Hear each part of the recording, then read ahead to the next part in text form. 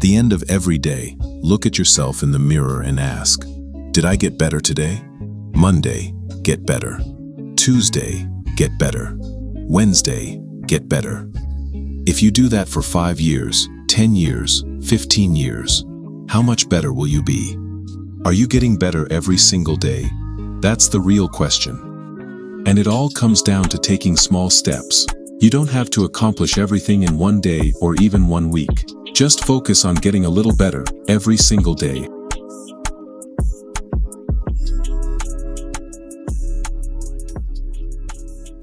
And welcome back to another episode of Real Estate AF, where the AF stands for And Finance. And I'm your host, Mark Jones, and we are powered by LoanBot, smarter mortgage matching, available on the App Store and Google Play. And recently, we've had some pretty good discussions as we're leading into the first month of 2026.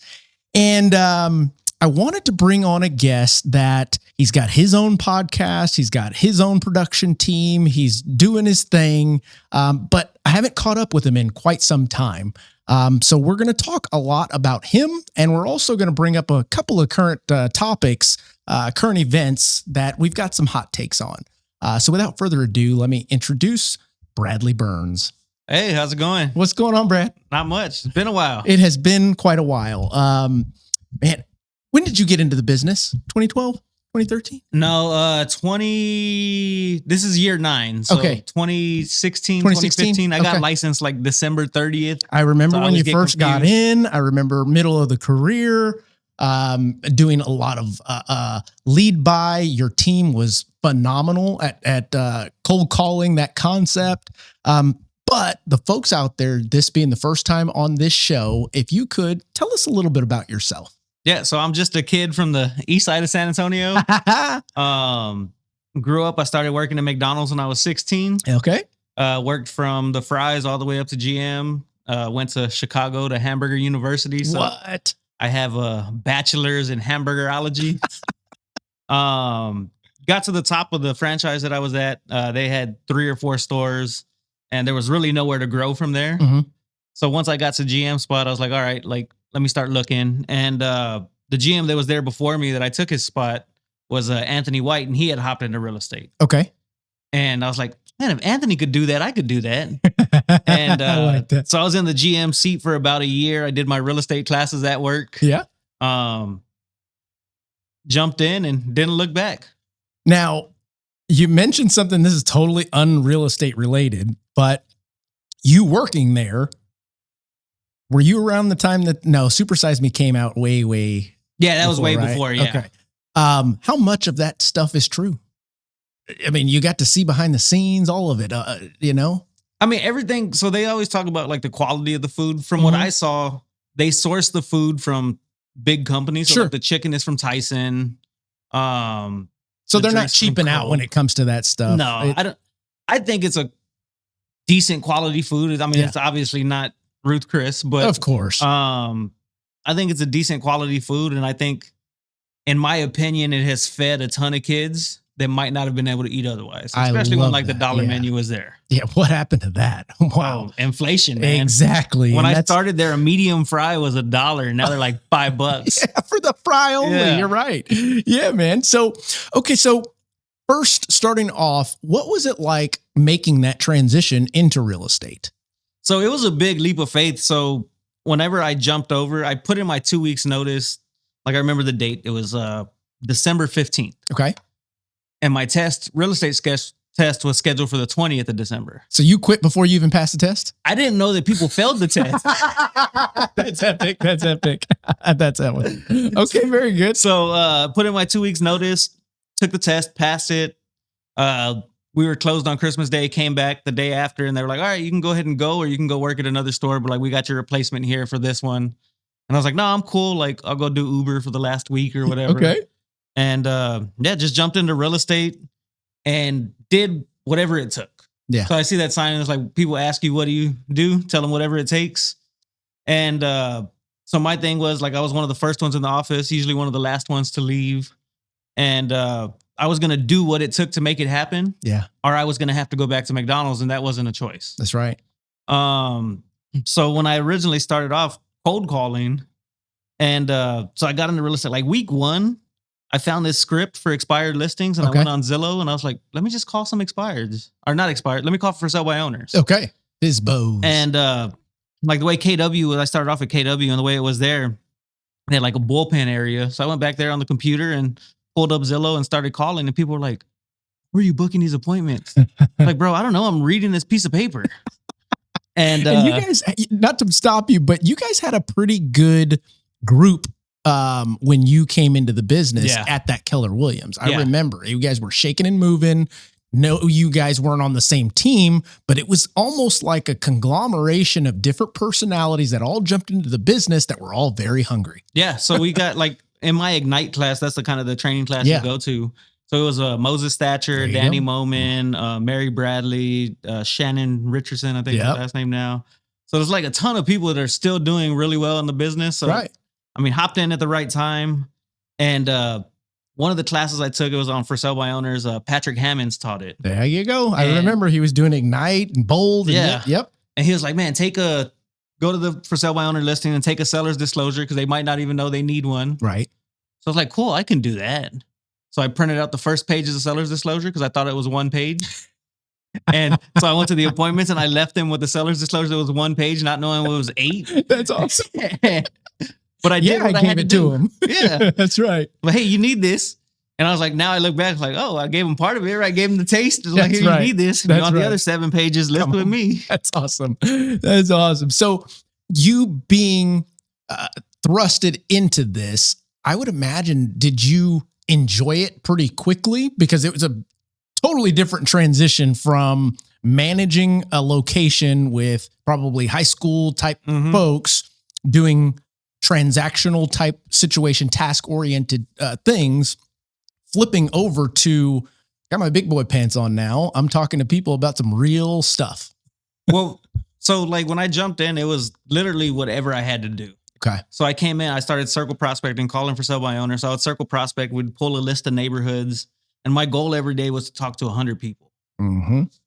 And before I had money to pay for a dialer, I would come in, have that list printed off. I would start dialing at 8:01. And to talk to 100 people, you have to dial like 800 people. Oh, yeah. So manually dialing each one of those. And sometimes it would take till 6, 7 p.m. But it was either that or I was going back to McDonald's and people would look at me like, oh, like, how do you do this? It's hard. Yeah. I was like, no, what's hard was Friday night at McDonald's shorthanded with a bunch of high schoolers that didn't want to be there. Boom. That's a great point and also a great perspective on the way folks right now in real estate are thinking about how difficult it is. You could be doing something else and not making nearly as much. Well, I had a conversation with somebody the other day and they're like, man, I'm struggling in real estate. And we looked at their activities and I was like, your activities are struggling. It's not you. And they're like, well, I don't know if real estate's for me. I was like, cool, let's break out the math. Like, you don't have a college degree. You don't have this. You go get a job. You might make $20 an hour. Sure. Let's do the math on that. Right. Wow. How many months or how many transactions is it going to take to feed into that? Well, that brings up a point that Scott Maloof, you know very well. And we were talking the other day. He had drifted off into a new enterprise that he was doing rental properties, et cetera. And it was struggling a little bit. And he spoke to his mentor. I don't remember who he was talking to, but one of his coaches basically said, look, I know you put real estate side on hold to do this other thing, but how many properties do you have under management, et cetera, et cetera? So if you were to sell one house, you would make more than the entire year of you doing this. And it was just like, see, but I agree upon that though too. But like when you look at certain things like property management company, because I know Scott has a property management company or did. That's the one we were talking about. And, but if you look at it, like your real estate sales business is not something that can be sold down the road. No. Because there's no reoccurring revenue really coming in. Yeah. So they talk about like you can sell your database and do those sort of things. But I've heard of a couple of lenders that have done that. Now, mind you, I've got a massive database. We're talking over 10,000 over the years. I couldn't imagine going, hey, you want to buy my list of people? Yeah. Like what? It's like I can go on Google and pull to a get list a of list. people. Yeah. And but with the property management is you get that reoccurring revenue. Yeah. And that's what can be sold. Similar to an insurance book of business. Yep. Yeah. That makes perfect sense. So when I look at that and I'm like, okay, well, you can make more on the sales side, but as soon as you stop, it stops. That's right. That's right. And that's why I've kind of transitioned. I'm still doing the sales. Same. But transitioned to doing a lot more investing in real estate. Yeah. Because those things will continue paying dividends versus stopping when I stop. That's the residual piece that we as mortgage real estate professionals are supposed to be practicing what we preach to do. But I will tell you, many are not. It's tough. I would, well, there's multifacets to the toughness in that, because you've got number one, being diligent with your income. You guys aren't taxed up front. So it's like, okay, let me save for taxes. And if you're not willing to save for taxes that you actually earned on, well, then you're not going to qualify for your traditional financing loan, which now kicks you over to a bank statement, 1099, all the DSCR, all the alternative type programs, which there's nothing wrong with that. Still acquire real estate. Pay a little bit more for it. Yeah. But like I said, it's multifaceted, multi-layered in that aspect. So me, I started early on in doing that, investing in real estate, buying, holding, then we sold them all, then started flipping, etc., which thinking that residual was going to last through the tough times. And it's like, man, built these teams, shrunk these teams, built these. Well, now I'm back producing, going, all right, let's do this way this time, if that makes sense. And I'm going back to like the buy and hold and things like that. The powerfulness of it, it's not just monthly cash flow. It's not just appreciation. Right. Like we talked about being taxed, that accelerated depreciation that Trump just brought back. Yeah. That's something that a lot of agents are missing out on. They're going to go pay $20,000 a year in taxes when they could take that $20,000, move it over, buy a property with it. That's going to increase in value over time. And these are the things that many don't even educate themselves with. And it's sad to say, but as soon as you mention the word TRUMP, they turn off. And there are multiple things that I think he's trying to do, probably not going about it the best way, but at the same time, it's the first time these types of things have been done. So who are we to say that it's the right or wrong way to go about it? I don't know. Yeah, I mean, not I run a mortgage, I run a branch, not a country. Yeah. So who am I to say how it should go down? Because there's go for it. I was just saying, he's just not as polished. Like I feel like I fall into some of those same things. I get pissed off about something and say what's on my mind. And then like, man, maybe I shouldn't have said that. Like, and the pressure on him versus the pressure on us is so different. Basically he's kind of human. You know what I mean? And he's a business person. Like, very true. Very true. That being said, and before I want to get on some of these topics here, I want to continue down your road. You have recently, so okay, let's go back for a moment. You got in the business around that time. Boomtown was a big thing. Sync was a big thing. Matter of fact, Sync was a company that Review My Mortgage partnered with back in the day. They're still around, but at that time, they had switched to just lenders. Then they switched back to realtors. Wonder why they did that? I don't know. Probably something to do with CFPB. Who knows? Yeah. But you guys had quite a bit of resources that at that time were not crazy expensive just yet. You fast forward to today, if you're trying to buy leads, it's going to get rather costly.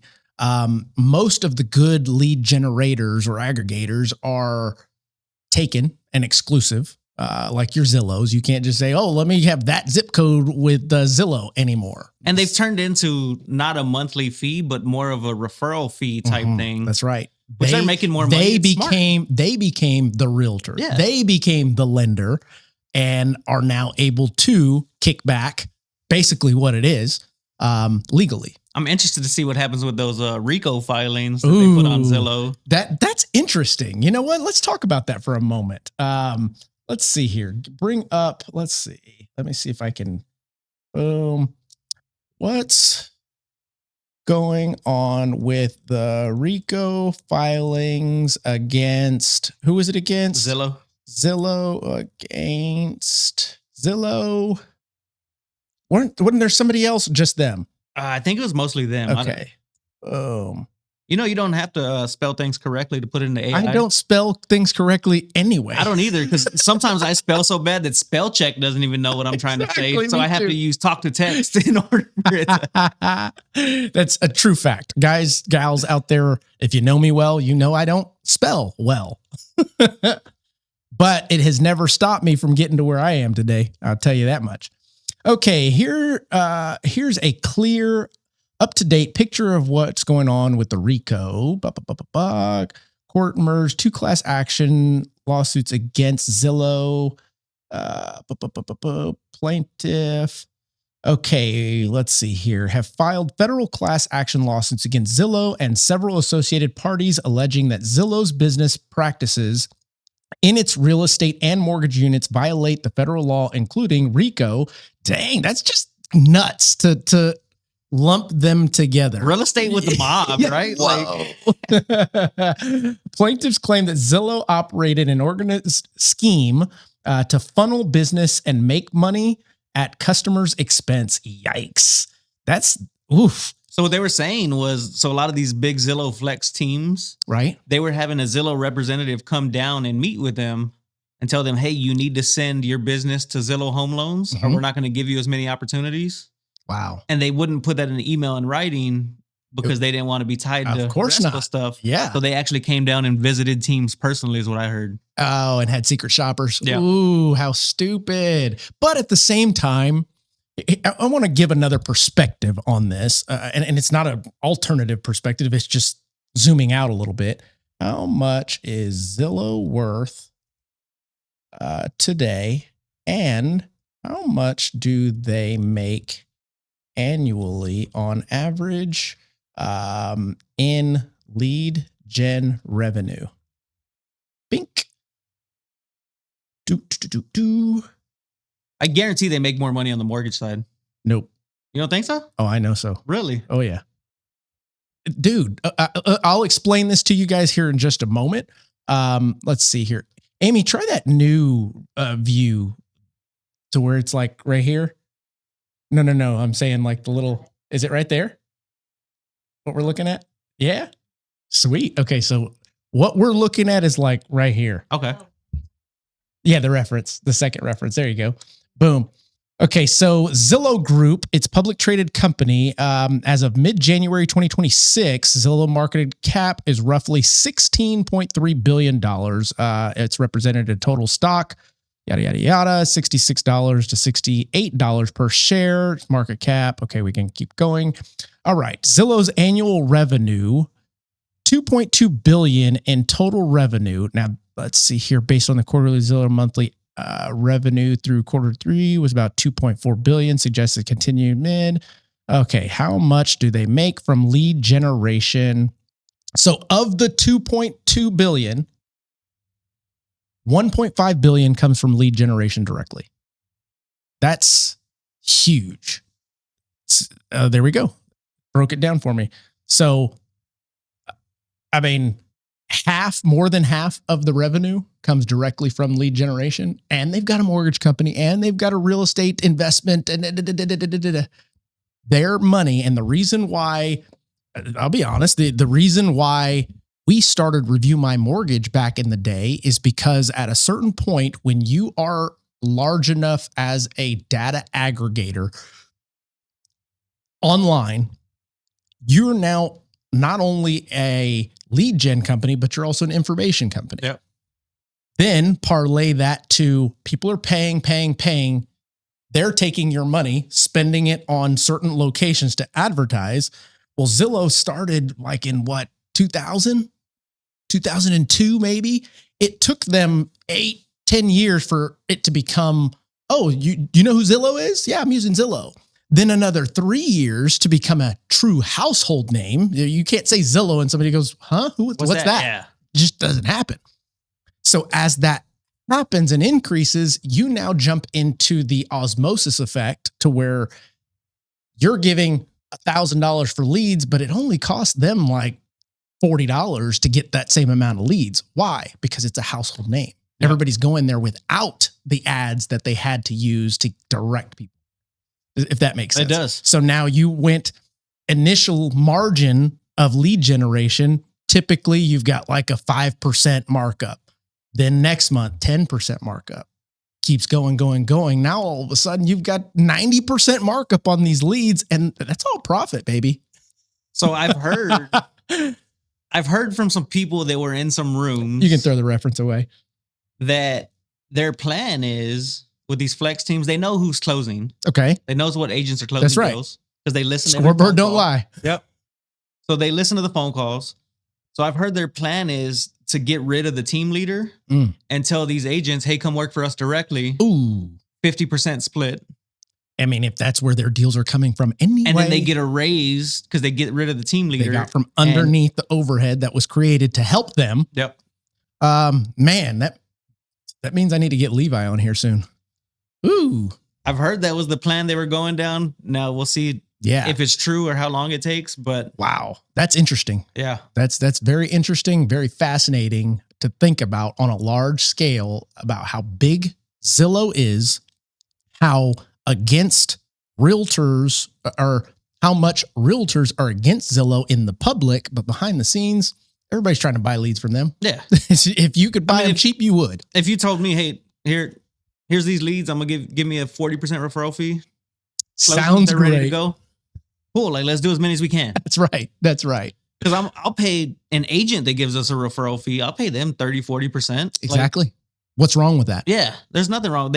Whoever sources the lead should get paid for that. I totally agree. That's kind of how origination works on our side. The reason why the originator makes the bulk of the funds in that margin, so to speak, versus the operations team or anybody else, it's hard to capture a deal. Yeah. The origination portion of that piece, you know? Anywho, okay, that was a cool rabbit hole. Very interesting on that topic. So what are you doing these days, man? I know you got the podcast. Tell me a little bit about that. And then we'll flip back over to your production and what you're doing to stay ahead of everything in 23, 24, 25. So these days we're doing a lot of investing. We're doing flips, picking up some buy and holds, things like that. And using that as like our superpower to attract everything else. Okay. So most of my content has switched over to talking about investments, talking about the flips, doing those walkthroughs, doing that stuff.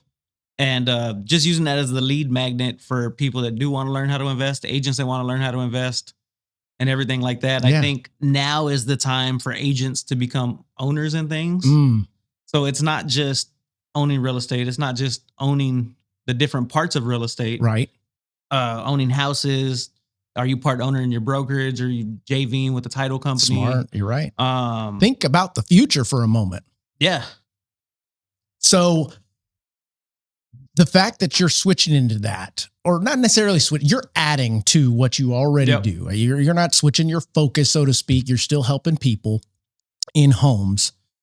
But the buy side of it, can you take me down the road of what you as the realtor kind of stems from what I was talking about earlier with the alternative financing routes, things like that. What are you using to purchase them? Are you saved up enough? You're just cashing them out? We're majority of the stuff I would is private money. Note, I would not recommend that, guys. If you saved up enough cash, don't just go and start buying properties. Leverage the hell out of it. For sure. Yeah. So literally 99% of the money we use is private money that we borrow from friends, families, colleagues, whoever has it. If they have a old 401k, they can move it into a self-directed 401k or IRA. Yep. And lend it out to us. We're paying double digits, 10, 12% on the money, short term. Talk about that for a moment, because that's a new, I had never heard of that. Go for it. Haven't heard of what? The 401k, leveraging it, that kind of stuff. So if you have an old 401k, it can't be for the company you're working with now. Right. So typically they would do like a, what is that? 35 exchange, they transfer it over. I don't know the name of it. Yeah. Correct. I used to do that stuff. So they another life. Transfer it over to a self-directed 401k or self-directed IRA. And they're able to pull out of there instead of investing it in the stock market. Right. They can pull out of there and then lend it to us. So that doesn't trigger a taxable event? No, because it gets paid back into Wow. their 401k. That's something that a lot of people don't know about Yeah. at all. If you're going to put it in something like that and you're making 3 to 5% a year and you can lend it to us and make 10 to 12% in that year. Yeah. Correct. It just compounds and everybody makes money from it. Absolutely. That's a very genius way of going about it, especially if you're able to work with somebody that has a reputation of coming through. Yeah. Don't go lend it to your cousin that just got their real estate license. Correct. But I mean, I have other agents that do amazing in real estate that don't want to have to deal with flipping the property, don't want to have to deal with this stuff, but want to make money on their money. Right. So I have other agents that'll lend us money for deals. That makes sense. That makes sense because they left whatever industry to come and do real estate, and that money's just sitting there. Yep. You don't want to pull it out to go and buy a property because you then create a taxable event. Your 100% now just turned into 40%. That may turn into 50% after everything's said and done versus lending it out, allowing someone. And then is there a time frame that you got to put that back to it? We usually do 12-month term, but we try to get it back in 4 to 6. Okay, that makes perfect sense. So they are then pulling a loan from theirs at a super, super low interest rate. You guys are definitely making more than that. Yep. Wow. I had never heard of that before today. So we're doing a lot of that to where we're putting other people's money to work. And I mean, it's just helping everybody. But I'm not a financial advisor. No, me neither. But just disclaimer. On every episode before it starts, it says that very clear. So nope. So what they're this able is to just do, our opinions, guys. Yeah. So it's the same thing. I don't even, so it doesn't create the taxable event because they're able to direct it to lend out instead of putting it in the stock market. So when you go choose your stocks that you're going to be investing in, instead of doing that, saying, hey, I'm going to lend it to Mark. Makes perfect sense. 10% interest. He is the institution because it's typically an LLC that has to be loaned to. Similar to working with hard money or anything like that, it becomes the instrument that you're using to that's invest. what a lot of hard money companies do. For sure. Is they find private investors that got a bunch of cash. Yep. They'll pay them 10%. They'll collect 12%. And then if there's any interest points up front, 2 to 4 interest points, that's where they're making their money on it at. That's right. The origination up front. That's exactly correct. I've had Jade on here many times and we talk about that concept and why so many people are scared of hard money. Well, it's not that they're scared of hard money, but they don't have the plan on how to make it back. Yeah. Well, you just have to budget it in. Right. So I had a conversation with somebody yesterday, an agent from Houston called me that I know. And he said, hey, I have this friend. He just won a foreclosure house on some website and he wants to flip it. Can you talk to him? So called him up. I was like, hey, what's the address? Like, what's the price? And it was in Alamo Ranch. Okay. And he had won it for $240. Wow. And whatever in Alamo Like Ranch. $350. Okay. And so I said, okay, well, we don't know what the inside looks like because you have to evict the person that's in there because there's somebody in there. Mm-hmm. And so looking at it, I plugged it into the calculator I had and I said, okay, in a perfect world, you buy it for $247, I think it was. You put 40 into it. It sells for $350. Let's say $340 because there's a lot of new construction. So I think we did $340. So you're going to make $11,000. It's not worth it. No. Do not buy this house. That's right. And so that's one of the things that's great advice. As an agent, I pride myself on is I tell my buyers all the time, I'm going to tell you not to buy more houses than the ones I tell you to buy. That's great advice in itself. In addition to setting proper expectations, if that makes sense, because being in the flipping game myself, you're right. Unless you're planning on flipping 10 properties that year, which most of us, that's a tough feat. Yep. $11,000 is not worth it. Even if you're doing that many, $11,000 isn't worth it because one mistake. That's what I was going to get into. You need a roof. You need whatever. It's gone. Just like that. And now one more mistake, you're upside down. Yep. Now, mind you, I do and have mentioned this many times before that you look at comparing flipping real estate to, let's say, a college degree. It costs many people hundreds of thousands of dollars to get that piece of paper. They get out, they have no clue what they're doing. Hard to find a job. Even if you do find a job, it's probably not going to pay you enough to recoup how much you spent over the last 4, 5, 6 years, however long it took you. Yeah. You need 10, 15 years in that Right. field to make up for it. Yeah. Whereas on the flipping side of things, you've got, let's say, the situation where you lose 20 grand. Well, did you learn something? I hope so. Because if so, that was probably a pretty cheap lesson comparing to college. But losing that 20 grand hurts a whole lot. For That sure. hurts a whole lot more versus paying for college, because your college is probably on a loan that That's you're right. not paying anyways. And you can defer it anytime, and you might get a president to just let it go. Anywho, yeah. Who knows? So on the investment front, how is that going? How are you guys? Are you liking it? Are you wanting to move forward with it? Yeah, for sure. So Okay. we're picking up as many properties as long as the numbers work as fast as we can. So we have a pretty strict buy box. We're not buying stuff that we're personally doing. Like, we'll wholesale some stuff out. Sure. But we're not buying stuff to personally do that's too old. So if it's older than 1980, Yep. I really don't want to mess with it, because it's usually aluminum wiring and things Sure. like that. Bad foundation, I usually don't want to mess with that, because then you got to do plumbing and all that extra Absolutely. stuff. So ideally, I like stuff that is pretty clean. Yeah. And the best lead source I've found for that is just lead generating for traditional real estate. Yeah, good And point. opportunities come up. That's right. Matter of fact, every single one of the properties that we flipped was a friend of a friend that told a friend or something like that. Yeah. That none of them were on the market. It was just, there's a situation, they need the money. There's a situation, they need the money. Okay. And people look like, oh, you're the investor, you're taking advantage of people, you're the bad guy. No, you're solving a problem. Absolutely. And if you don't, someone else Yeah. will. Because if they could put it on the market and sell it, they probably would. Absolutely. And the amount of kudos that we got from, matter of fact, even one of the properties that we flipped, we chopped up the proceeds with the person that we bought it from. We said, look, we honestly don't know how much this is going to sell for. We did a good job on the flip, on the renovations. They were in tears going, this is, I never could imagine my house like this. Yeah. Well, first off, it's not your house anymore. So no, secondly, we chopped it up with them because they took the risk on us, if that made sense. No, for sure. And We didn't want to take advantage. that's a great strategy as well. Like, Mhm.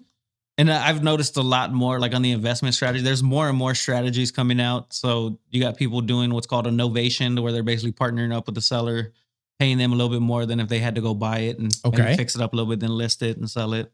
Novation. I Yeah. like that. I never heard of that. And so Keep it'll- going. Yeah, This is good. It'll be basically, they'll put it on a contract and say, hey, Mark, I'm gonna give you $200,000 for your house. Cool. I really like that. That's a good number. It's more than the flipper said they'll pay. You might put paint and carpet. You don't do super high, and then you list it maybe 95% of what it really would be worth. Okay. So it sells quick. Yeah. And in that route, the title never transfers. So you can automatically sell it FHA. Yeah. You don't have to wait on the 90-day flip. That's roll, right. things like It that. wasn't an actual change of hand. They just partnered up to get it sold. Yeah. Essentially like partnering with a realtor that's got a little extra cash. Yeah. Right. Pretty cool concept. That is something that we had considered a while back. Just couldn't find the right folks. My wife is a realtor. Yep. So it just wasn't right. But that I'm sure there's tons of opportunities just like that, especially when you've got a team that's doing all these calls and talking to these people, building these relationships out of a conversation. And that's what I tell our team is the hardest part in real estate is finding a client. Mhm. Hey, you got a buyer. That's right. Go find us some deals. That's right. Wow. Good point. Good perspective on that too. It is that simple. I am the buyer. Go Yeah. find me what I'm looking for. And you find it, I'm gonna buy it. Yeah. We'll find the money for it. I might not have the money, but we'll find it. That's right. I love that, man. Wow. Okay. So now we talked about the investment side of things. Is there anything else you want to mention on that? No, if you have any deals, shoot them our way. I We're love buying. that. Okay, good. How are things going for you on each person that I've brought on in the last, 10 episodes, we talked about 22, 23, 24. Yep. 25, I feel like things picked up a little bit, nowhere near what we are used to. 26, I'm optimistic, but I'm always optimistic. For sure. It's hard for me to not be optimistic. We've got some things like, for example, matter of fact, let's talk about your part first, and then I'm going to throw up what two things I feel that the current administration just recently announced. We can talk about that a little bit to see positive, negatives, how that's going to affect things. Yeah. So 2024, definitely production went down. I mean, everybody's did for the most part. Everyone. 25, we beat 24 by a handful of transactions. Okay. 26, excited to roll in. I feel like we're in a good starting spot. I don't know. I think it's still a little too early to tell if it's just because it's the beginning of the year Good point. or if it's actually changes happening. Meaning the sentiment piece, or because a lot of the things that we do in real estate are very transparent these days. You can see what home values are doing. You can Google what rates are, that kind of stuff. So is it more so the sentiment of buyers, or? So when I'm looking at it, I look at when I want to gauge on how the market's doing, I'm looking at showings on our listings. Okay. And so like after the first of the year, I had a conversation with some investor clients that have a house listed, and they're like, it was like December 26th, and they're like, let's drop the price 15 grand. Mm-hmm. I was like, hold on. Like, let's wait till January 5th. That's when the market always picks up, that first week in January. Yeah. And we went under contract that week, and we didn't have to do that price drop. So sometimes people get a little itchy. Yeah. And they want to over jump it. But I always say like that first week in January, it always picks up. So I'm interested to see if the pickup in showings had to do with interest rates coming down, or if it's just because it's that time of the year. Okay. That and only time. Well, I guess. And that's what I can see. I can see the amount of showings. Now, like you can see the amount of applications. Correct. That's So- what we follow is the And then amount you of can kind applications. of look at it and say, okay, is the amount of applications equal to what it normally is this Right. time of year, or is it higher, and kind of see where the market's trending that way? Yeah, good point. That and unfortunately, we don't get to have that data until after the month is already done. Yeah. So we couldn't tell you what's going on in January. We could probably in December, but at the same time, December's slow for everyone. We're Christmas, we're Thanksgiving, all of the things. Doing a lot of business planning, that Yeah. kind of stuff. Hopefully your year planned out. If it doesn't, then you better be hitting the phones and saying Merry Christmas. Would you like to buy a house? That week before Christmas, in between Christmas and New Year. That's right. As a matter of fact, I used to, 2012 through probably 2018, 2019, we were the team that would go and pick up all the rest of the agents that were being neglected by other lenders during the Christmas time, because deals still have to happen. Yeah. You know, we were willing to work. And then as we progressed, it was like, okay, we'll join the crew. But now we're kind of getting back to that concept of relentless. Gloves are off. I mean, that happens on our side too. Like I signed up a new buyer yesterday that they were like, yeah, we're pre-approved with Veterans United. And they said they were going to give us a realtor, and it's been 2 weeks. We haven't heard anything. Wow. They dropped the ball like that? But they do it consistently. Wow. Okay, so let me ask you, because you bring up a good point. I was talking to Andy Hilger. He owns Lofty Hilger Group. And he was mentioning him and Russell Diley were talking about Veterans United. They were talking about, there was one other that gives them referrals. They take 40% of the commission.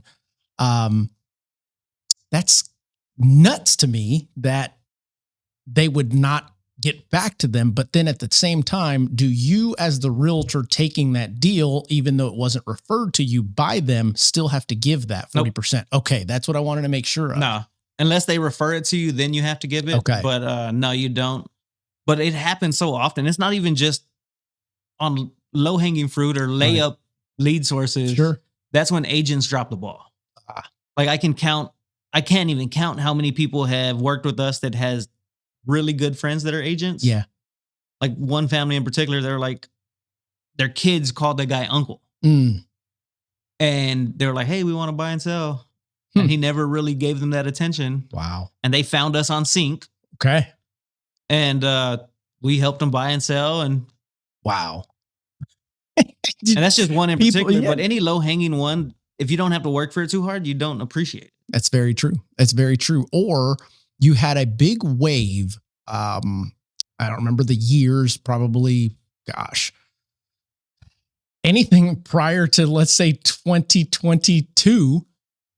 realtors weren't even doing listings for rental properties. I'm not going to show you a rental. I don't have time for that. I'm going to send it over to my such and such assistant. Now they're taking them. What? Yep. I had this conversation with somebody the other day that will go spend an hour cutting somebody's yard to make $50, or they'll go show properties for another agent to make $50. Yep. But they won't show a rental. They might show 2 houses to make a few $100. Correct. Weird. Ego. Or in all of that, take an hour of that time and bang it out on the phones to capture one client that would then turn into a closing that turns into more dollars in addition to referrals if you do it right. But I see that too. But I understand the other part because it's guaranteed money. Correct. Totally get that. And you do what you got to do. In addition to that, not only the guaranteed money concept, but the right now of it. The betting on yourself in many mindsets has been very difficult because I bet on myself, but I'm not getting anything right now. But I think one of the things a lot of the higher producing people have is, and I don't know about you, but like for me, I usually don't think about what happens if this doesn't work. I don't. I have a plan for it. I've always got a plan A, B, and C, like for borrowers in particular. Yeah. And I go over those plans in our initial, once we got the contract. If this doesn't work, then we're going to do this, this, and this. Is that okay with you? Yeah. Yes, that's my backup. Great. And the reason why I bring that up right now is I think I've successfully mentioned this on every episode thus far. The folks buying right now are the ones that could not buy in 2020, 2021, 2022. It's just true. Or else they too would have a 3% interest rate. Yeah. You know, I saw a post the other day from one of my buddies in California. He has a big team and he probably has 2,000 doors in this property management company. And he was like, a lot of people think they're smart by holding on to this 3% rate. And like, he did the math on it. He was like, if they hold on to this house that they have at a 3% rate, by the time they rent it out for this amount, this is what their payment is. They're losing like $2,200 a month. But they're smart for holding on to the rate instead of selling and cashing out $400K in equity. Right. They're going to lose $2,200 a month. Yeah. To say they're a landlord.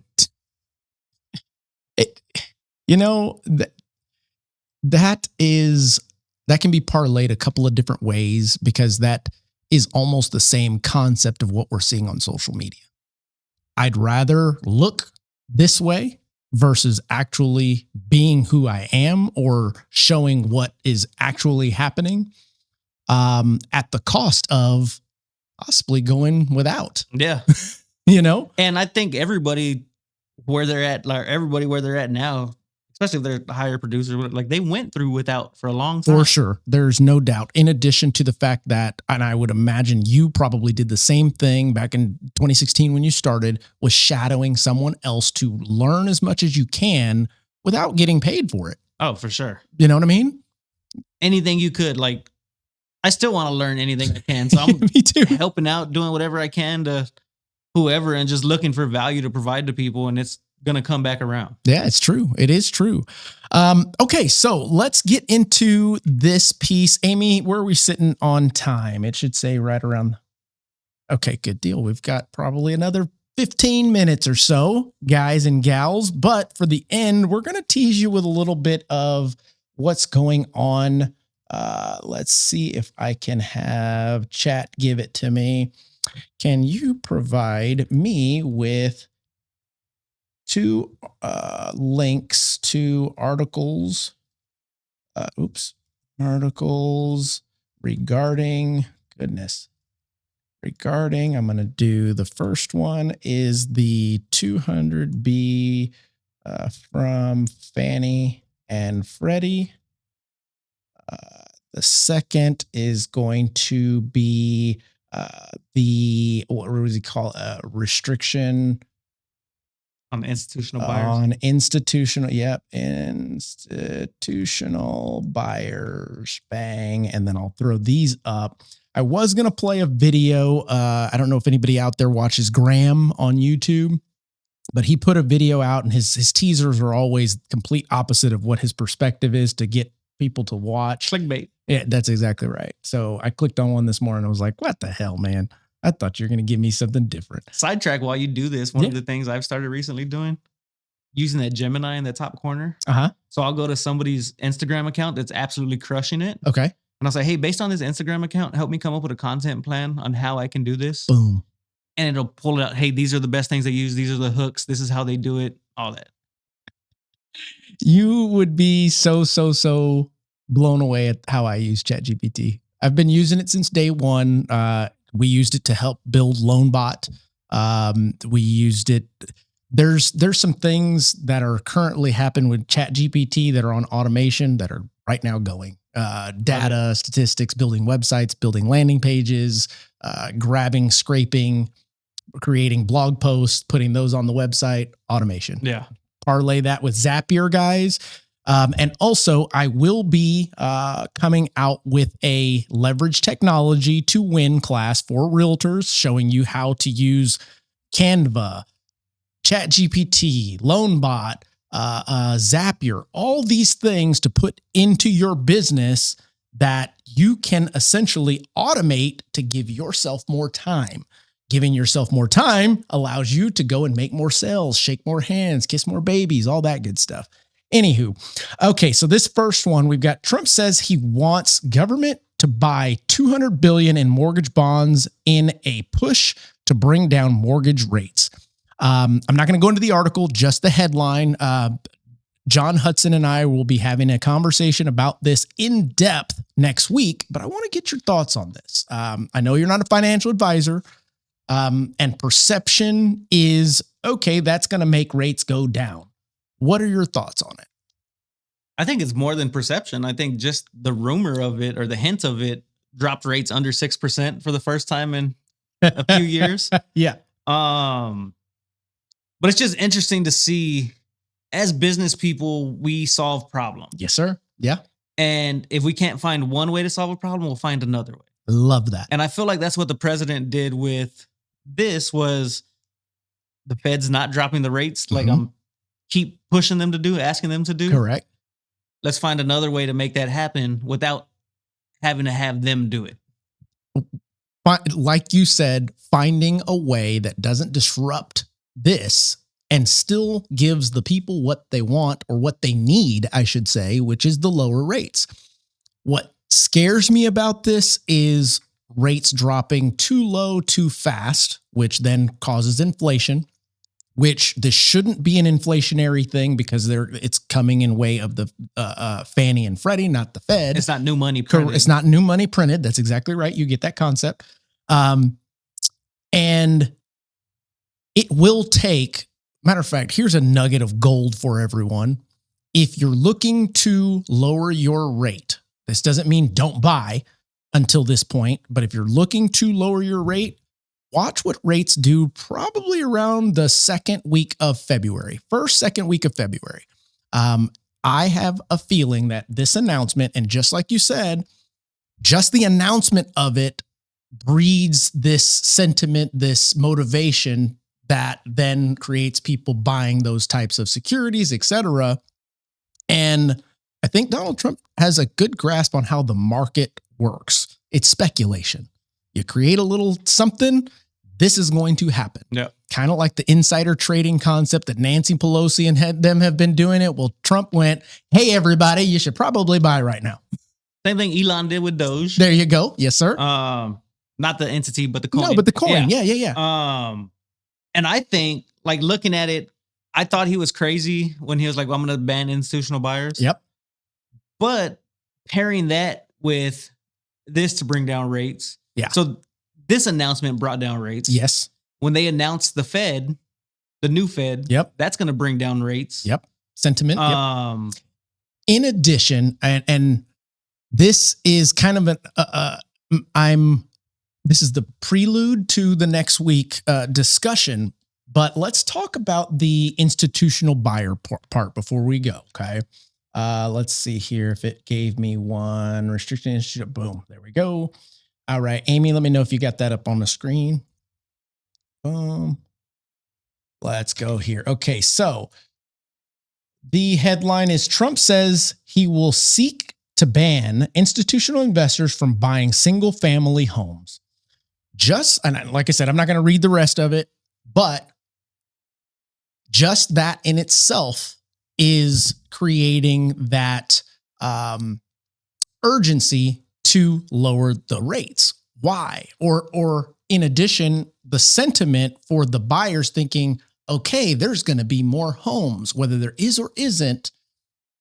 And the reason why I say is or isn't is because, and we've mentioned this on here before, guys, institutional buyers only make up less than 1% of the investment properties owned in all of the United States.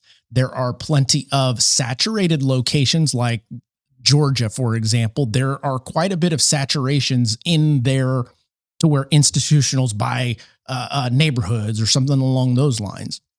But for the most part, mom and pops own most of the investment properties. So when I hear your people like Brad Burns own most of the investment properties. So when I hear people talk about and complain about these institutions building neighborhoods to rent, I ask them this question. What's the difference between that and an apartment complex? Nothing. Zero. They have a yard. Matter of fact, what's different is that comes with a bigger risk than someone building an apartment. So it's like, hats off to that institution for doing the Lord's work. No, I'm kidding. But there's another facet to this is if you are halting the buying of the void of them buying, what does that mean for properties? The values are going to either go up or down based on that absence of them being into the market. So I think my opinion of it, and I kind of came up with this today. Go for it. Over here. Yeah. So I think Trump announced banning the institutional buyers before he did this to lower rates. Right. So that way, if the market takes off like it did during COVID, you don't have 1,000 different iBuyers popping up that buys the property, paints it, and just throws it back up on the market. That's pretty smart. That's a pretty smart perspective. Matter of fact, I didn't think about that until just now. Can you break that down for the folks? Yeah. Because so that, I think you're on the money, actually. There were companies like Open Doors, Zillow was doing it, a bunch of different ones. They would come in, buy the property they would buy it higher than a regular cash buyer could buy it. So they would buy it. Sometimes they would overpay, but I mean, they would buy it at 80 to 90% of the value. Yeah. And then paint it and throw it back up on the market and then make money that way. Correct. And then they would still charge the seller like an 8 to 10% fee. Right. So they were really dipping into it. And I think that ban on institutional buyers is just to try to push that off to the side to where it doesn't spike the prices up even higher. Sense. That does make sense. In addition to it, if anything, it allows less competition when that frenzy begins. Yeah. It's pretty smart. I didn't think about that concept because you're right. If rates are coming down, but then at the same time, you think about it, they're not using investment funds to buy they're using cash. Yeah. They're buying them. They don't care about the rates. And that is also why you're seeing. But they don't care about the rates, but what they do care about is the demand on reselling it. Okay. So the rates come down, the general public creates the demand. They could buy it at a discount and sell it for even higher. That makes sense. And then you buy it and you hold on to it. So during COVID, I've had multiple people that bought a house and sold it a year later for $50,000 to $100,000 more. So think about Open Door, these companies, they come buy it, they hold on to it for a few months and then just throw it back up on the market and they catch that up rise. Yeah. And let me tell you guys, what we went through in 2020, 2021, 2022, up until that point, that was not normal. You don't buy a house as your primary residence and are able to sell it a year later for 50, 100 grand more than what you got it for. That's just totally abnormal. And it'll probably never happen again. Probably will not. Hopefully will never happen again, because if it does, that means that we had some type of pandemic, something that shut us down, and the people holding control of the button fell asleep. They left it on too long, so to speak. The economy is tough right now. Absolutely. I tell my wife every time we go to a restaurant, and we don't go too often, but go to Chama. Okay. 2 years ago, you made your reservation and you still probably waited 20 or 30 minutes before you got sat down. True. Now you don't need it. You walk in and you get sat down. Yeah. Yeah. Well, I think people this is just my perspective. I think people are getting tired of shitty service for having to pay so much. For sure. That's a broad statement, of course, but I feel as though a lot of these restaurants feel like they can get away with doing that because they have. Yeah. You know what I mean? But then at the same time, is that the same what we're getting in our real estate world today from the new to the business agents or the TikTok agent that really don't have the experience to be able to advise their customers? They're just going through the motions. I'm sure it does. Yeah. You know what I mean? And the successful agents are marketing first, Yeah. real estate second. Absolutely. That's true. Brad, you got anything else to add to this, man? I would give you this last piece of the segment to talk about anything you want to talk about, brother. I think everybody just needs to buy more houses. Buy more houses. Okay. It's simple. Like, and especially if you're one thing, just going back to the accelerated depreciation. Okay. So I don't know about mortgage lenders, but I do know because your wife's an agent. Yeah. Right. I'm an agent. If you're a real estate agent, you're considered a real estate professional. Mm-hmm. And that's one of the caveats to be able to use accelerated depreciation. That's true. So same thing if you have a client or somebody that buys an Airbnb and they self-manage, Right. they become a real estate professional and they're able to take advantage of the depreciation. Yes. And depreciation, we talked about not claiming taxes and not being able to qualify. Right. As a lender, depreciation you can add back on. Absolutely. And you don't lose that money on being able to buy something. That's exactly correct.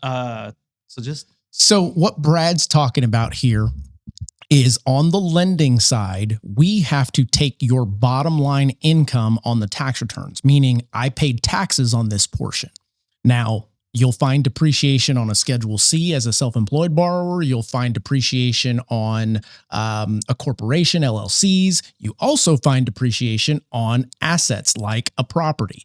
If you have them as an investment property, whether it's held under an LLC, hopefully it's paid off if you're doing that, or in your personal Schedule E, you're going to find depreciation. We, as the lender, have to take the bottom line, but then we get to add back things like your mileage and your depreciation. In many cases, there are ways to do a long-term depreciation where you're getting a little bit each year, or you can stack that bad boy up. Therefore, it's actually giving you a positive income flow on taxes and how we perceive them. So just food for thought, and it's a great point for sure. Most definitely. Well, Brad, this has been pretty good catching up with you, dude. yeah, for sure. It was fun. Absolutely. If you ever have a topic, you let me know. We'll get you back on here. Do you want to say anything about your podcast? Yeah, so check out, it's called All Things San Antonio. We just focus on people doing cool stuff in San Antonio. We don't talk too much about real estate. Okay.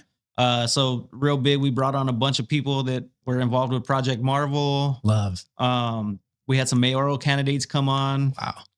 And just people doing cool stuff in San Antonio, restaurant owners, business people, anybody that's doing something cool, we bring on. That's awesome. And I'll flash it right here on the screen. One more time, it's called All Things San Antonio. All Things San Antonio. That's pretty good.